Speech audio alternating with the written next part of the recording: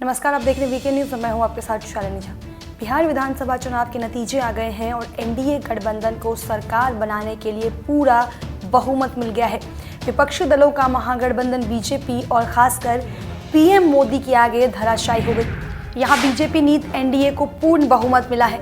बीती रात चुनाव आयोग ने सभी 243 सीटों पर नतीजों का ऐलान कर दिया, जिसमें एनडीए को 125 सीटें जबकि महागठबंधन को 110 पर जीत हासिल हुई है।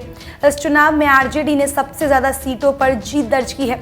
महागठबंधन की तरफ से आरजेडी को 75, कांग्रेस को 19 और सहयोगी लेफ्ट ने कुल 16 सीटों पर जीत दर्ज की है।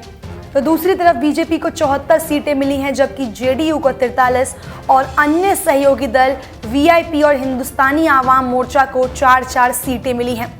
इस चुनाव में सबसे बड़ा उलटफेर असदुद्दीन ओवैसी की पार्टी एआईएमआईएम की 5 सीटों पर हुई। ये जीत तेजस्वी यादव और संपूर्ण महागठबंधन के लिए करारा झटका साबित हुआ है। माना जा रहा है कि तेजस्वी के लिए ओवैसी खलनायक साबित हुए हैं।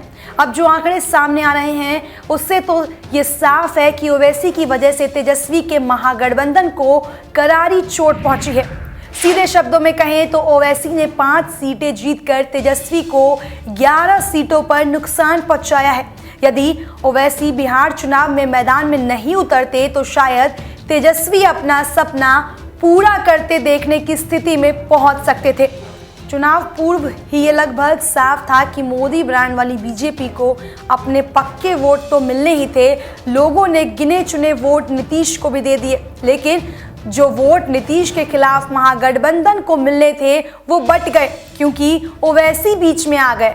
ओवैसी की पार्टी ने तेजस्वी की उम्मीदों पर पानी फेरते हुए मुस्लिम वोट और कुछ हद तक दलित वोट भी अपने तरफ खींच लिए, जिसकी वजह से महागठबंधन का सीटों का आंकड़ा कम रह गया।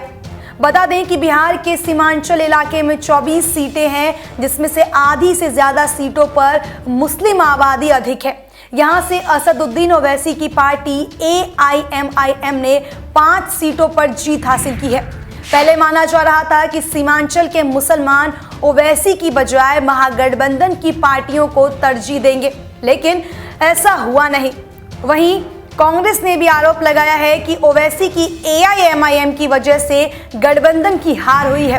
कांग्रेस का आरोप है कि ओवैसी की दल बीजेपी को जिताने के लिए ही मैदान में उतरा था।